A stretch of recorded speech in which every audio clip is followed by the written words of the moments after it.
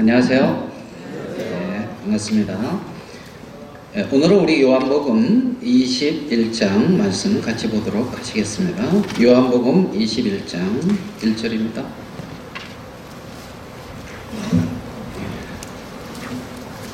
요한복음 21장 1절 제가 읽어드리겠습니다.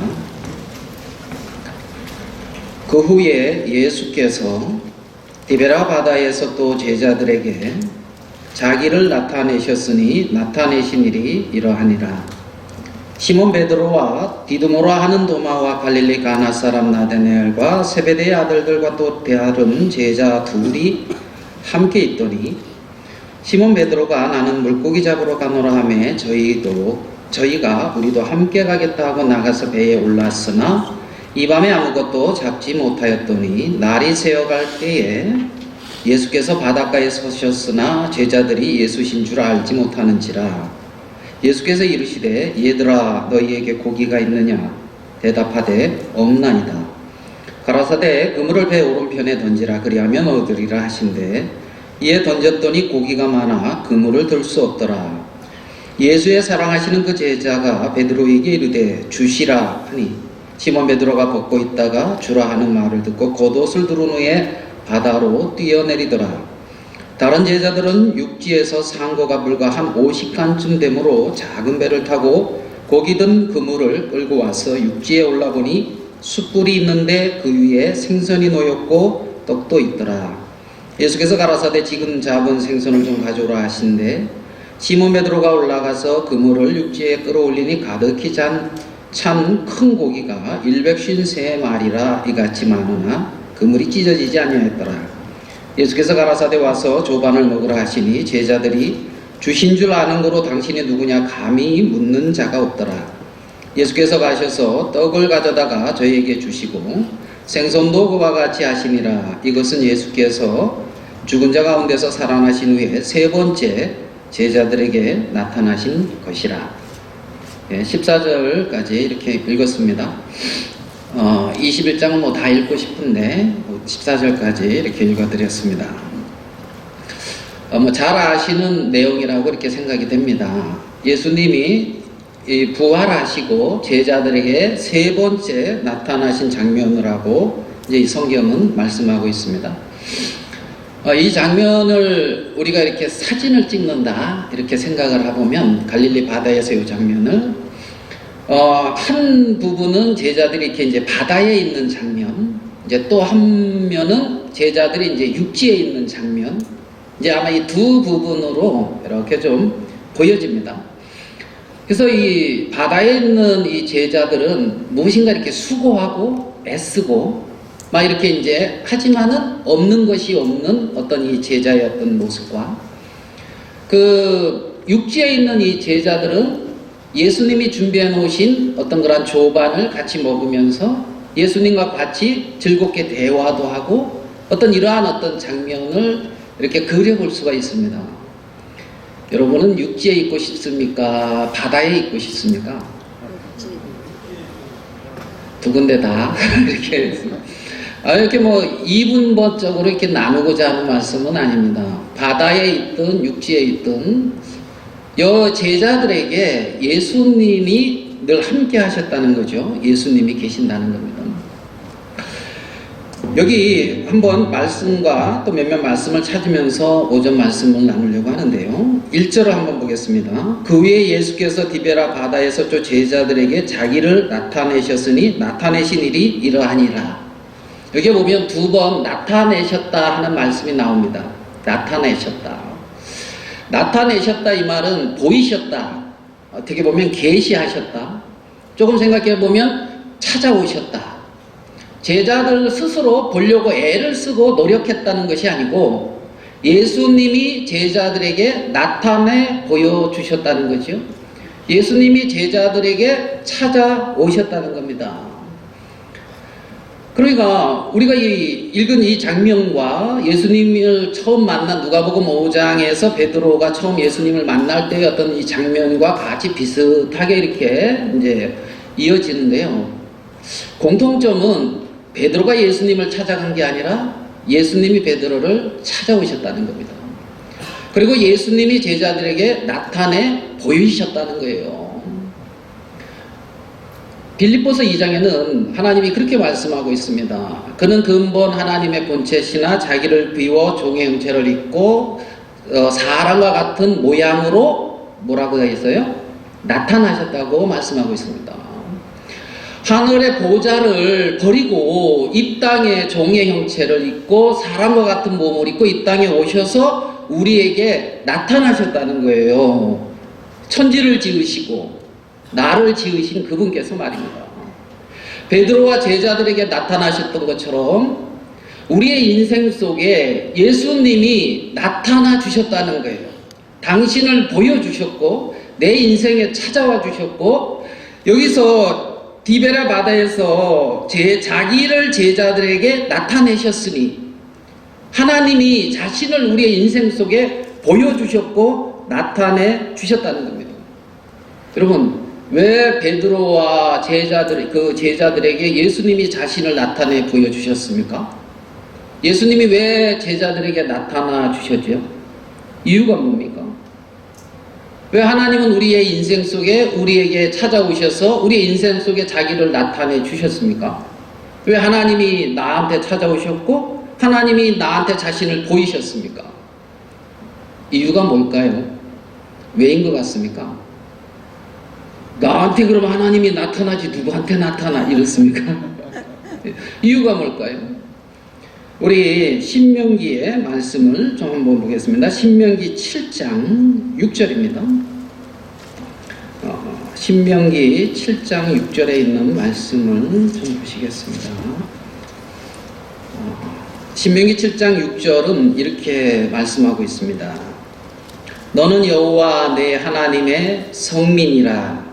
내 하나님 여호와께서 지상 만민 중에서 너를 자기 기업의 백성으로 택하셨나니 그랬습니다. 이스라엘 백성들에게 너는 거룩한 백성이다. 이 세상에서 거룩히 구별되어 하나님에게 속한 백성이다. 내가 너를 자기의 기업의 백성으로 택했다. 하나님이 택하셨다고 말씀합니다. 왜입니까? 7절 여호와께서 너희를 어떻게 해요? 기뻐하셨다는 겁니다. 하나님이 나를 기뻐하시고 너희를 택하시면 너희가 다른 민족보다 수요가 많은 영고가 아니라 너희가 모든 민족 중에서 가장 적으니라. 많지 않고 적다 이 말은 연약하다는 겁니다. 약하다는 겁니다. 하나님이 너를 택한 것은 약하기 때문에 택했다는 겁니다. 연약하기 때문에 택했다는 거예요. 여기 말씀에 8절에 여호와께서 다만 너희를 어떻게 해요? 사랑하심을 인하여 하나님이 나를 사랑하셔서 택했다는 겁니다. 베드로에게 왜 나타나셨습니까? 베드로가 연약했다는 겁니다. 약했고 베드로를 사랑하셨다는 겁니다.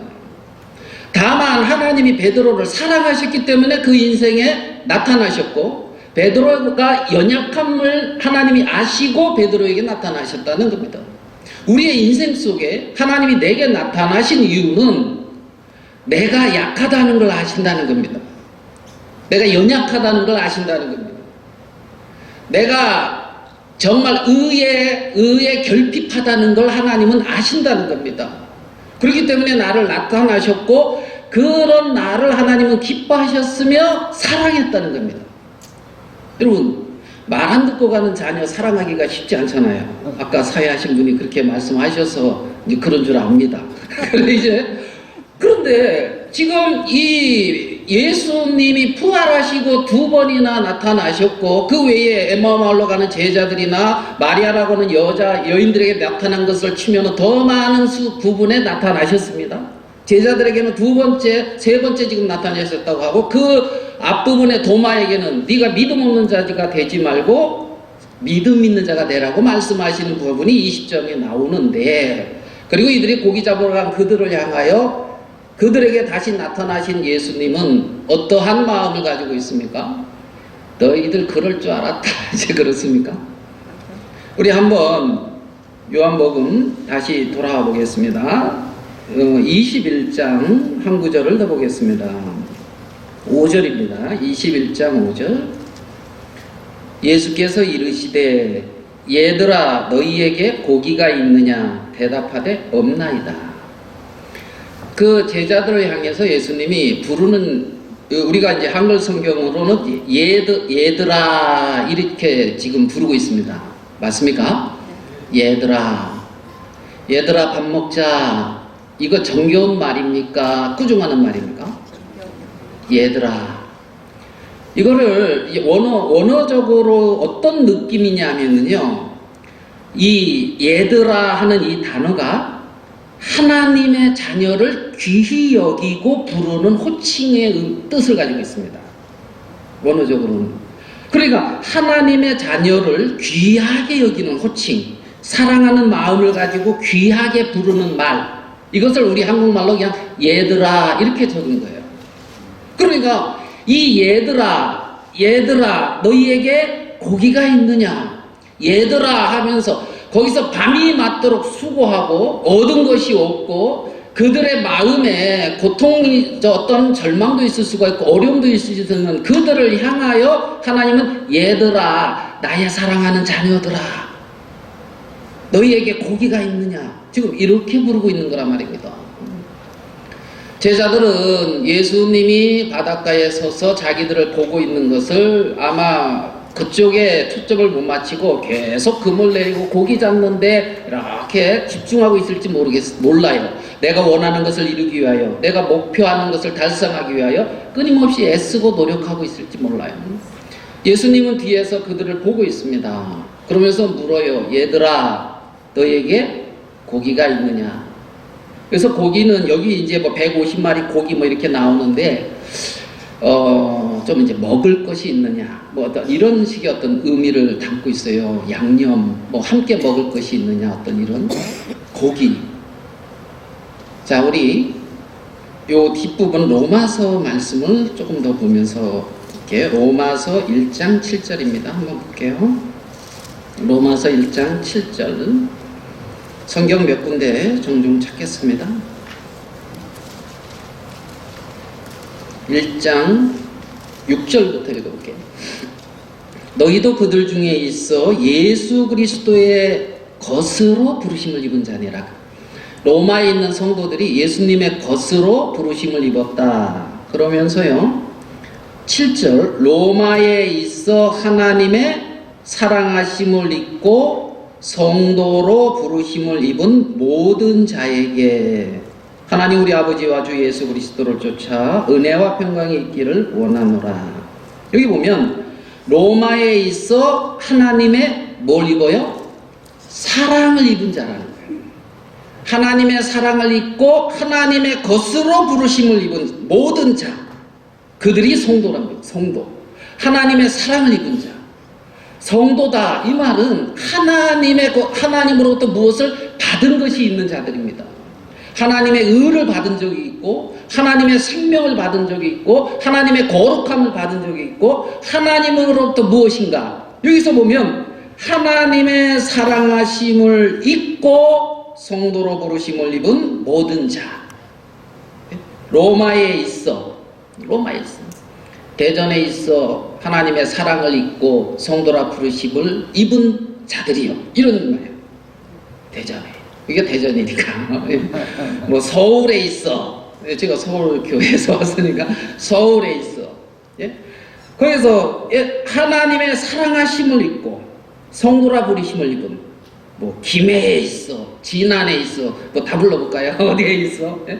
뭐 강릉에 있어, 뭐 이렇게 하나님의 사랑하심을 입고 성도라 부르심을 입은 자라는 겁니다.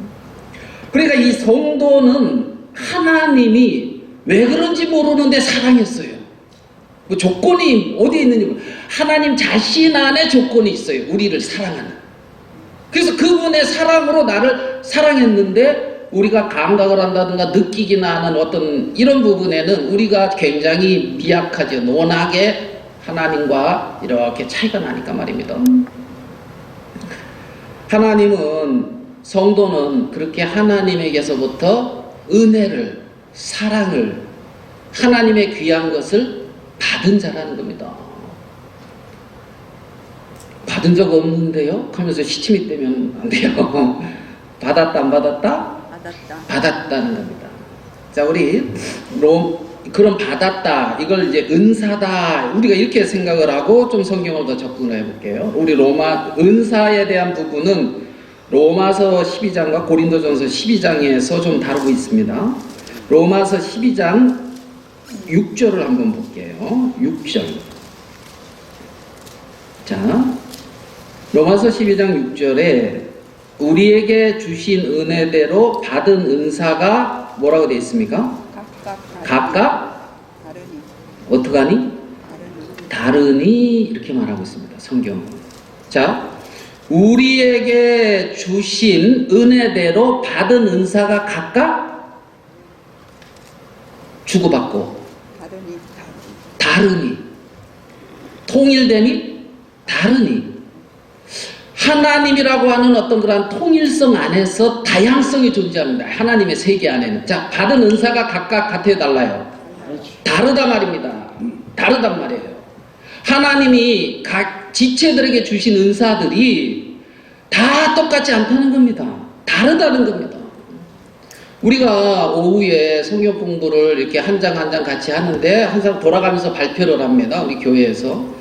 그러니까 발표를 하다 보니 제가 어떤 느낌이 들었냐면 한 장을 읽고 하는데 발표하면서 각자 다르면, 그래서 뭐 할 말 없는 사람은 다 말씀하신 거랑 나랑 똑같아서 나는 뭐 별로 할 말 없다 하면서 앞서서 다 말해서 이제 뭐 이러기도 하고 이제 뭐 지나갈 수도 있고.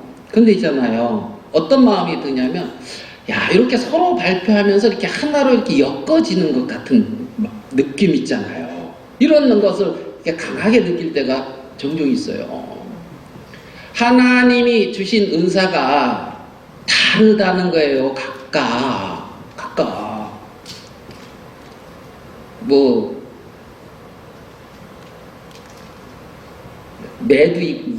새 있죠. 매. 갑자기 좀 매도 있고 독수리도 있는 거예요. 독수리도 있고 있잖아요. 비둘기도 있는 거예요. 전부 매가 되면 매가 돼야 되는 것만은 아니에요. 비둘기도 있다고. 무슨 말인지 이해가 되실까 모르겠습니다. 참새도 있고요. 과일도 여러 종류가 있습니다. 다 매가 될 필요는 없어요. 다 사과가 될 필요는 없어요. 포도나무라고 하는 한 나무 안에 지체는 여럿인 거예요.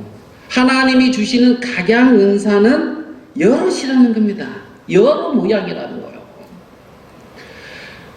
욥기 31장 15절에 이런 말씀이 있습니다. 나를 태 속에서 만드신 자가 그도 만들지 아니하였느냐. 자, 나를 태 속에서 만드신 이가 그도 만들었어요. 자, 옆에 계신 분 나도 만들었고 옆에 계신 분도 만들었어요. 어때요? 쳐다보니까 어때요? 같습니까? 어때요? 나랑 똑같이 생겼습니까? 다르죠? 다르잖아요. 만드셨으니 우리를 뱃속에서 지으신 자가 뭐다? 하나가 아니냐 그랬어요. 나도 만들고 그도 만들었지만 다르단 말입니다. 그렇지만은 하나라는 겁니다. 만드신 자는. 그리스도의 생명으로는 하나 됐지만 나타나는 모양은 여럿일 수 있다는 겁니다. 은사의 다양성을 성경은 말하고 있어요. 성경은 성도는 참 귀하다, 존귀한 자다. 얼만큼 귀합니까? 얼만큼 귀할까요? 예를 들어서 1,000만 원을 주고 이제 어떤 차를 샀다. 1,000만 원. 제가 타고 다니는 차는 1,000만 원이 채 안 다는데 아주 잘 타고 다니고 있어요. 그거 사면서 돈 아깝다는 마음이 뭐 약간 들기도 하지만 차 잘 샀다 뭐 이런 마음이 들었어요. 내가 지불하는 차와 내가 받는 이 돈의 가치가, 만약에 받는 이 차의 가치가 내가 지불하는 돈보다 안 좋다 그러면 살까요, 안 살까요? 그죠? 그러니까 같다는 거지. 하나님 편에서 나를 사기 위해서 하나님은 예수 그리스도를 지불했다는 거예요. 무슨 말씀 이해됩니까? 예수 그리스도 하나님의 것으로 부름을 받았는데 하나님의 것으로 삼기 위해서 하나님은 예수 그리스도를 지불하고 우리 각자, 여러분 각자를 사신 거예요. 하나님이 예수님을 지불하고 여러분을 샀다는 거지. 하나님 편에서 그러면 가치는 내가 무슨 어떻게 예수 독생자 예수님을 지불하고 어떻게 너를 샀니? 이럽니까 하나님? 만족하신다는 거예요. 연약한 걸 아셨어요. 베드로의 약함을 아셨어요. 사랑하셨단 말입니다. 사랑하셨다. 그러니까 이 성도의 가치는 굉장히 소중하죠. 귀하단 말이에요. 크다고. 그리고 하나님이 각자에게 주신 그 은사는 귀하고 아름다운 거예요. 교회 안에 있는 각자 그 지체, 그들에게는 아름다움이, 하나님이 허락한 아름다움이 모두에게 있다는 거죠. 모두에게 있다는 거죠. 저는 교회를 군대 제대하고 대학교 때에 이렇게 만나서 이제 하나님을 마음에 받아들이게 됐습니다. 어느 선교단체에 이렇게 소속해서 20대 초반에서 40대 초반까지 그 단체에 있었습니다. 거기서 그렇게 보낼 수 있었던 것은, 이게 성경적이다. 성경에 올바로 간다는 내 나름대로의 판단이 있었기 때문에 내 인생을 드릴 수가 있었습니다. 그래서, 여기서 이제 뼈를 묻는다. 이제 뭐 이런 마음으로 쉽게 말하면 헌신이라고 할까요? 인생을 드렸다, 헌신했다, 이제 이럴 수가 있습니다. 근데 뭐가 안 맞아요. 안 맞는 것들이 뭐 막 이렇게 생기기 시작해요. 뭐 마음이 꼭 이렇게 해야 되나? 뭐 이런 것도 있고. 그러면서 제가 이제 나온 그 단체에서 나온 지는 한 10년이 좀 넘은 것 같아요. 그래서 40대 초반에, 20대 초반에 들어가서 40대에 나왔습니다. 아무것도 없이 나왔죠. 거기서. 그런데 나오게 된 이유가 뭐냐면요. 저 개인적인 그때의 어떤 분별은 뭐였냐면요. 사도행전에 봤을 때에, 그 교회는, 사도행전 교회는 사도들의 발 앞에 자기의 모든 소유를 갖다 이렇게 발 앞에 뒀습니다. 헌신했죠. 그래서 주님 앞에 자신의 모든 것을 드리고 헌신하는 삶을 아름답게 봤습니다. 저도. 그리고 제가 그렇게 못하는 부분들, 형제자매들을 그렇게 이끌어주지 못하는 부분에 내 믿음이 약하다는 그런 어떤 마음도 많이 가지고 있었어요. 거기서. 근데 제가 이제 어떤 부분이냐면 그 사도행전 2장과 4장을 보면 이제 그 부분이 나오는데 사도들의 발 앞에 가져다 놓았던 그 모든 것들로 그 교회는 무엇을 하느냐 하면은 성도를 섬깁니다. 성도를 섬겨요. 그래서 나는 처음에는 그 앞에만 초점이 맞췄다가 그것이 쓰여지는 부분에 있어서 내가 있는 단체랑 뭐가 좀 성경과 다르다는 마음이 들었습니다. 그러면서 어떤 마음이 들었냐면 성도는 진짜 귀한데 예수 그리스도의 보혈로 피값으로 산 하나님이 정말 기뻐하고 소중히 여기는 귀한 지체들인데 조직을 키우기 위한 도구로 사용하는 것 같다. 소모품이다. 뭐 이런 식의 개인적인 느낌이 들었습니다. 그런 마음이 드니까 예전에는 여기가 성경적이다 해서 갔는데 이제 그런 마음이 드니까 있을 수가 없는 거죠. 마음에서. 그래서 이제 나오게 됐습니다. 성경 하나님의 마음에서 빗나갔다. 성도는 조직을 키우기 위한 도구가 아니다. 성도는 귀한 하나님의 자녀다. 지체다. 포도나무와 지체는 하나고 정말 하나님이 귀하게 보시는 한 성도 하나를 조직을 키우기 위한 도구로 사용한다는 것은 하나님 앞에 굉장히 약한 거죠. 그러기가 나왔어요. 이건 제 분별이라고 생각하고 나왔어요. 잘 되기를 바랬습니다. 마음으로는. 나와서 참 안타까운 소식들이 굉장히 많이 들리더라고요.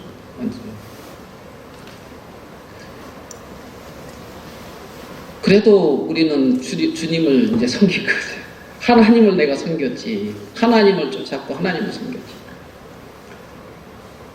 나올 때 물론 아무것도 없이 나오니까 제가 아는 어떤 분은 나와서 있잖아요. 노숙자 생활을 했었다 하더라고. 아무것도 없으니까 노숙자를. 나와서 저도 이제 거기서 어떤 그 선교 단체에서 제가 한 젊음을 20년을 내 인생을 거기서 했는데 거기서는 아무런 도움이 없었고 나라가 좋아요. 우리나라가.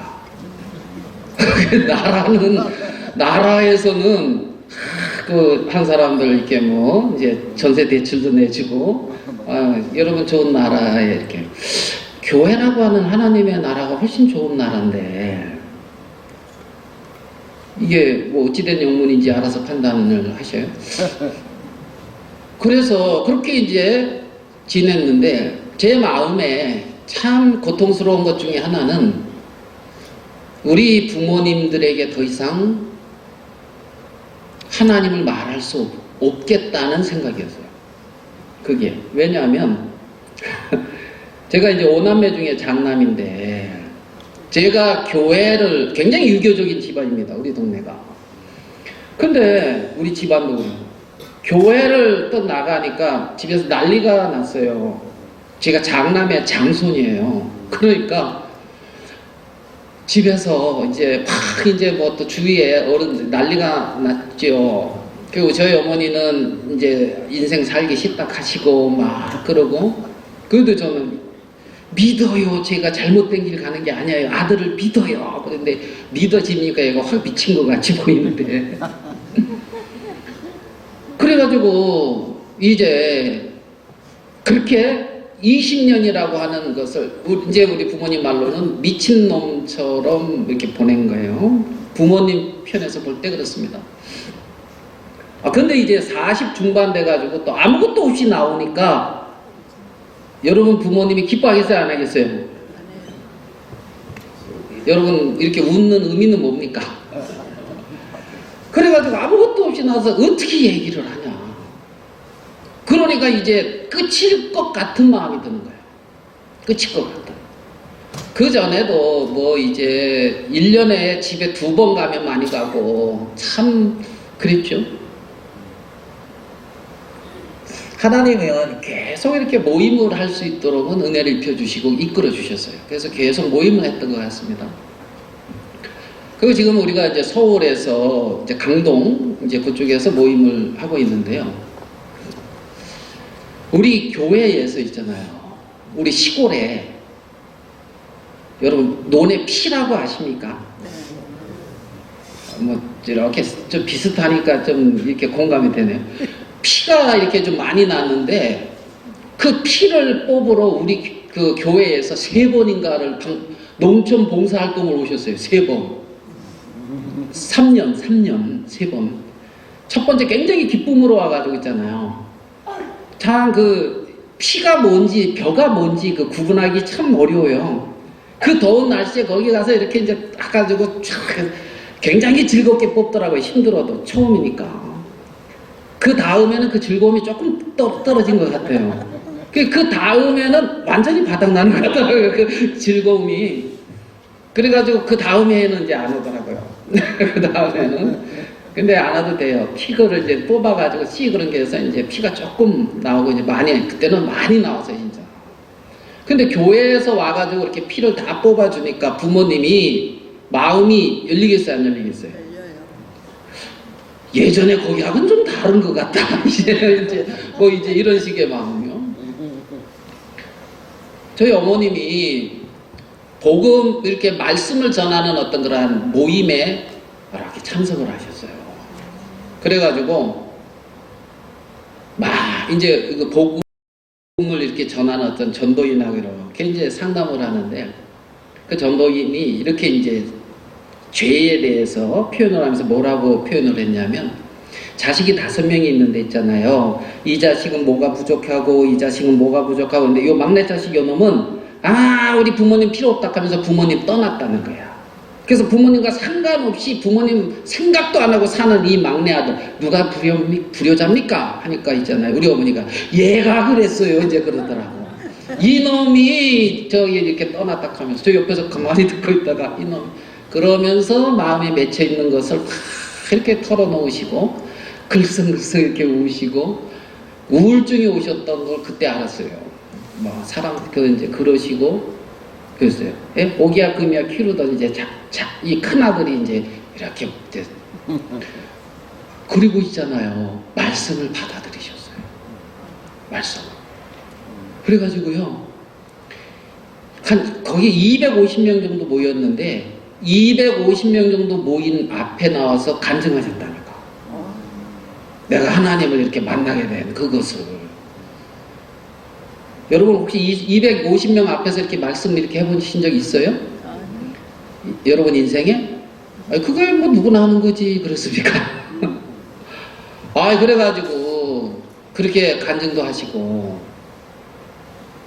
그때 우리 혜진이 엄마, 혜진이 딸 이제 저하고 이제 어머니 이렇게 한 번은 착 이렇게 하고 오는데 무슨 찬송을 불렀냐면 먹보다 더 검은 죄로 물든 이 마음 흰 눈보다 더 이게 깨끗하게 씻겼네. 이 찬송을 이렇게 이제 유튜브나 틀어있고 우리 어머니가 내 마음이 이랬어 이러시는 거예요. 그러면서 찬송 부르면서 올라오는데 그 차 안에서 기뻤겠어요? 안 기뻤겠어요? 별로 뭐 이렇게 공감이 안 되시나 보지만 참 감사하고 기쁘더라고요. 참 감사하고.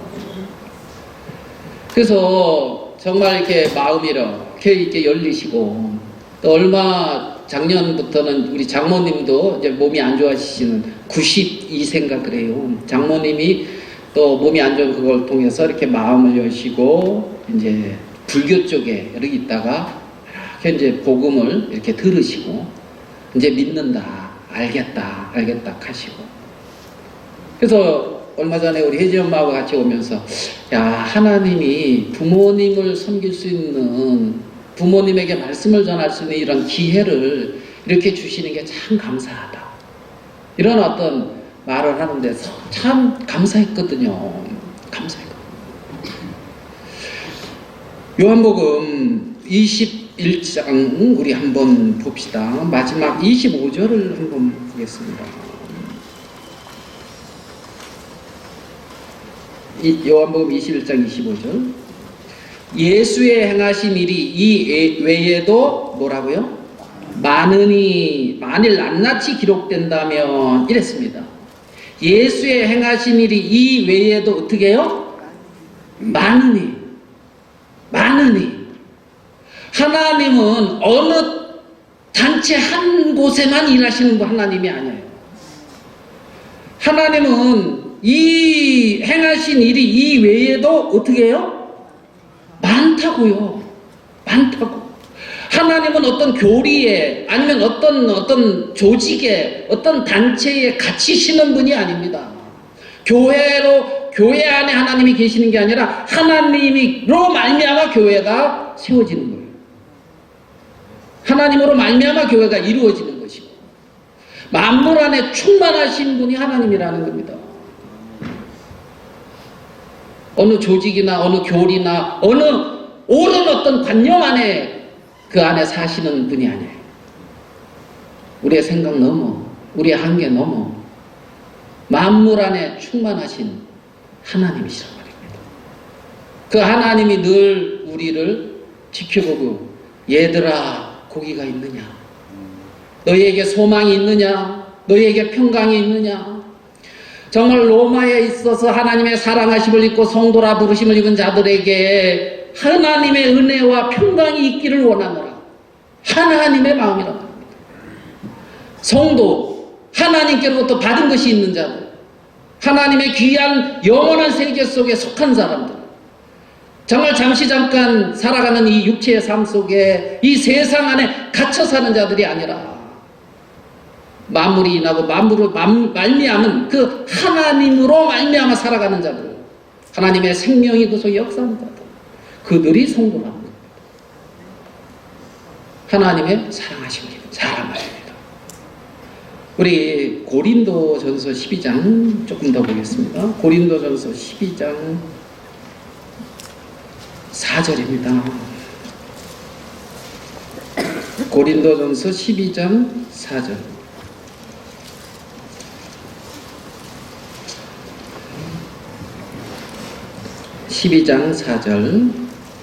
은사는 여러 가지나 성령은 같고, 직임은 여러 가지나 주는 같으며, 또 역사는 여러 가지나 모든 것을 모든 사람 가운데서 역사하시는 하나님은 같으니. 여기 보십시다. 여기 보면 여러 가지나 같고 이리 돼 있죠. 여러 가지나. 뭐는? 은사는 하나예요, 여러 가지예요? 여러 가지라고요. 복음 전하는 은사도 있고 믿음의 은사도 있고 있잖아요. 가르치는 은사도 있고 섬김의 은사도 있고 여러 가지란 말입니다. 다 나와 같이 되어야 되는 게 아니라 말입니다. 하나님의 섭리가 그렇지 않다는 거죠. 어떤 그런 한계 안에, 그 틀 안에 있지가 않아요. 하나님은 은사는 여러 가지나 성령은 같고, 직임은 여러 가지나 주는 같으며, 역사는 여러 가지나 모든 것을 모든 사람 가운데 역사하시는 하나님은 같으니. 성령, 성자 하나님, 성부 하나님, 삼일체 하나님, 각자 속에 일하신단 말이에요. 여러 모양으로, 여러 역사로. 그걸 다 기록하기에는 이게 적다는 겁니다. 요한복음에 이 말씀하시기는. 우리 각자에게 하나님이 주신 은사가 있다는 겁니다. 하나님의 주신 생명이 있고 선물이 있다는 거예요. 저희 어머니 성경을 쓰셔요. 성경. 올해 8순 잔치 했거든요. 성경을 이렇게 쓰셔요. 작년에 누가복음을 다 쓰셨어요. 가을 누가복음. 저번에 가보니까 마태복음 쓰고 계시더라고요. 이번에 설에 가보니까 마태복음 다 썼어요. 요한복음 쓰고 계세요. 누가복음 한번 다 쓰신 분? 혹시 마태복음 쓰신 분? 처음이니까. 저도 안 썼어요. 우리 어머니 80인데 쓰시고 계셔요. 쓰셨어. 지금 요한복음 쓰시고 계세요. 요한복음. 교회는 잘 안 나오시고 멀어서 이제 스스로 못 오시니까. 속의 역사는 주는 같습니다. 아직 마태복음 오래 들어서 안 읽은 사람들을 마음에 돌이키세요. 성경이 어딨나 하시는 분들, 우리 감사히 우리 이제 서울 하나교는 올해 어떻게 성경을 읽어야 되겠다 그게 아니라 각자 마음속에 성경을 읽고 싶은 하나님 그런 마음을 주셔서 성경을 막 이렇게 읽어요. 쭉 읽고 계셔요. 어느 청세부터 있는데 지금 역대상 이름 많이 나오는 게 역대상이죠 하면서 우리 아까 그 시편 150편 그 호흡 있는 자들은 여호와를 찬양하라 막 하신 형제님 있잖아요. 역대 거기 읽는다 그러셨어요. 역대 이 위협감을 느끼네. 뭐는 같으니? 주는 같으니. 하나님은 같으니. 어제나 오늘이나 영원토록 동일하시다는 거죠. 하나님. 그 하나님이 얘들아 이렇게 부르고 있습니다. 얘들아. 그래서 우리 요한복음 이제 조금만 더 생각을 해보겠습니다. 얘들아 너에게 고기가 있느냐. 그 얘들아, 이 얘들아 부르는 어떤 그 느낌 아시겠죠? 여러분들이 어려움에 있을 때도 하나님은 얘야 이렇게 부르고 있어요. 내가 너를 사랑한다. 내가 너를 위해서 물고기와 떡을 준비해놨다. 조반을 준비했다. 와서 먹어라. 얘야, 얘들아, 얘들아. 여기에 보면 이제 이 뒷부분에 베드로에게 예수님이 이렇게 하시는 말씀이 있습니다. 첫 번째 하는 말은 몇 가지 있는데 한번 생각해 보겠습니다. 베드로에게 묻습니다. 네가 나를 이 사람보다 더 사랑하느냐? 네가 나를 사랑하느냐? 이걸 묻습니다. 네가 나를 사랑하느냐? 여기서 사랑 안 한다는 말을 할 수 없잖아요. 지금 다 준비해놓고 그렇게 먹여주시고 찾아와 주시고 함께 해주시는 그 하나님 사랑한다 그래야지. 내 부인하겠습니다 뭐 이러진 않잖아요. 부인할 거 다 하시고 연약함 속에 빠지고 세상에 빠질 것도 다 하시고 연약하기 때문에 다만 너희를 사랑하심으로 인하여 그 다음에 이제 그 뒷부분은 안 드렸는데 조상들에게 하신 약속을 맹세를 이루기 위해서 너희들을 불렀다고 해요. 그러니까 부르는 이유가 뭐냐면 너의 연약함과 하나님의 사랑하심과 약속을 이루기 위해서라는 거예요. 맹세를 이루기 위해서. 성경에 허락하신 하나님의 약속을 이루시기 위해서 하나님은 나를 부르고 있다는 겁니다. 약속대로, 말씀대로 말입니다. 말씀대로. 그래서 베드로를 찾아왔어요. 그리고 베드로에게 네가 나를 뭐 하느냐? 사랑하느냐? 이렇게 묻고 있습니다. 베드로가 사랑한다 그랬죠. 내 양을 그 다음에 치라는 겁니다. 먹여. 네가 나를 사랑하니 내 양을 먹여. 네가 나를 사랑하니 이렇게 섬겨봐. 네가 나를 사랑하니 이 심령에게 말씀 전해봐. 네가 나를 사랑하니 지체를 섬겨봐. 뭐 다 포함되는 거예요. 네가 나를 사랑하느냐? 나를 사랑하느냐? 두 번째, 먹이라는 얘기입니다. 먹여라. 먹여라. 세 번째는 18절에 네가 젊어서는 스스로 띠띠고 다녔으나 네가 늙어서는 남이 너를 네 팔을 벌리고 네가 띠띠고 원치 않는 곳으로 데리고 간다는 거예요. 베드로가 젊어서는 네 원대로 다녔다. 젊은 사람은 자기의 원대로 살아가는 사람들입니다. 자기의 원대로 살아가는 사람. 늙어서는 나의 원이 아닌 어떤 것에 이끌려져 가는 사람이다. 이끌려져 가는. 젊어서는 자기가 주인 돼서 자기 마음이 원하는 대로 살아가고 그들이 성숙되어서는 자기가 내려놔지고 자기가 아닌 다른 어떤 힘이 나를 인도해 가는 그 세계 속에 있다는 거죠. 베드로가. 하나님이 그리스도가 주가 된 세계. 내가 주인이 젊었을 때 늙어서 그리스도가 하나님이 주인 된 세계. 그래서 그분이 나를 끌어가는 하나님은 주와 그리스도로 내게 찾아오셨다는 거죠. 세 번째는 이제 그 말씀을 하십니다. 네 번째 베드로에게 하는 말은 너는 나를 따르라는 겁니다. 너는 나를 쫓으라는 거예요. 너는 나를 따르라. 너는 나를 쫓으라. 제가 부모님 얘기했는데 그 부모님 그냥 갑시다. 시간이 빨리 갔네요. 그래 마르틴 루터가 그런 얘기를 했대요. 어떤 사람이 말을 타고 가다가 오른쪽으로 떨어졌어요.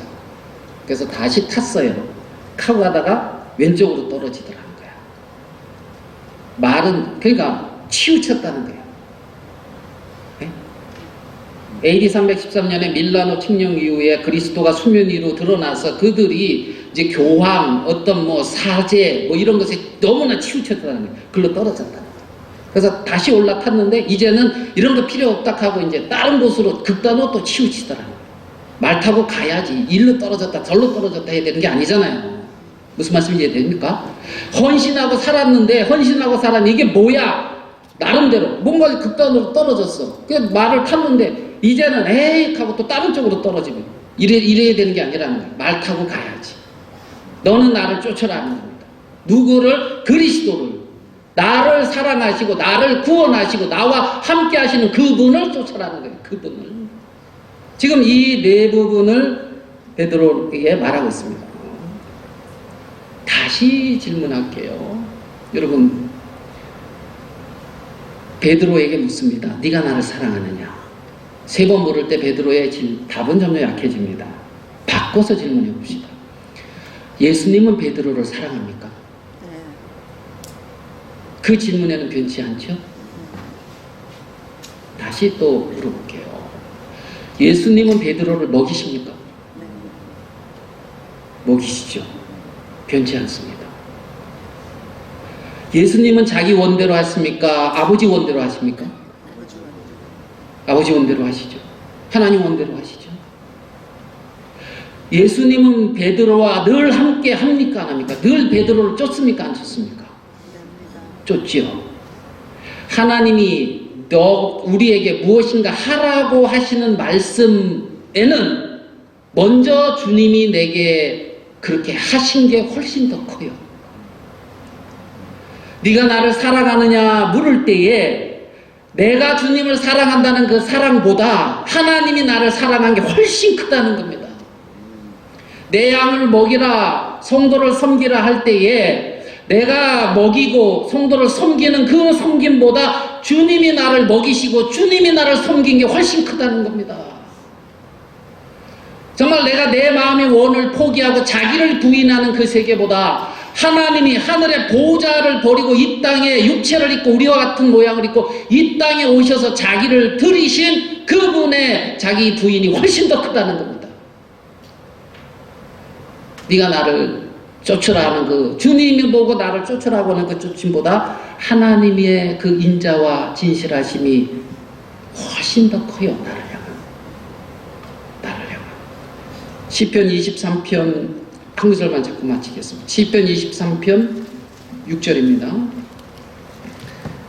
나의 평생의 선하심과 인자하심이 정녕 나를 따르리니 내가 여호와의 집에 영원히 거하리로다.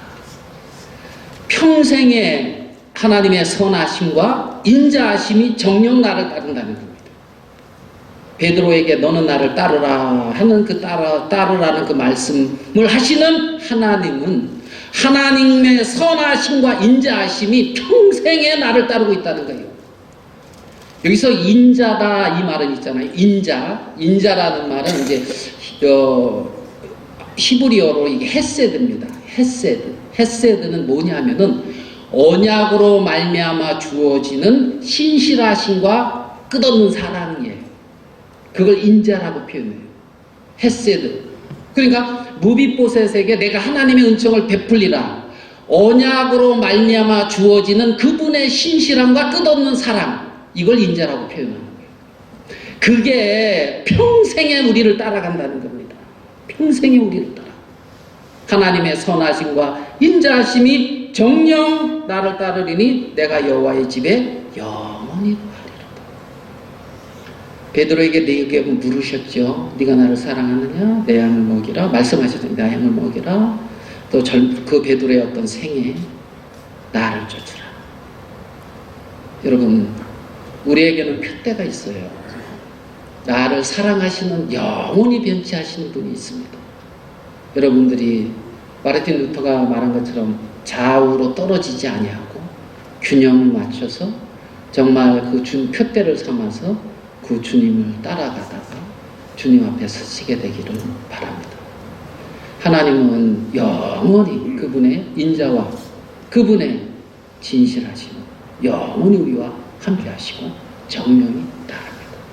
그래서 여러분들이 여러분의 인생을 마지막 기록할 때에 이 일 외에도 하나님이 우리에게 행하신 일이 너무나 많으니 여러분 보십시오. 교회 안에도 행하시는 일이 많아요. 없어 보여. 잘 봐요. 있어요. 어두워서 안 보이죠. 잘 봐요. 뒤에 서 계셔요. 예수님이 준비하시고 우리를 위해서 일하시는 그분이 계시다는 겁니다.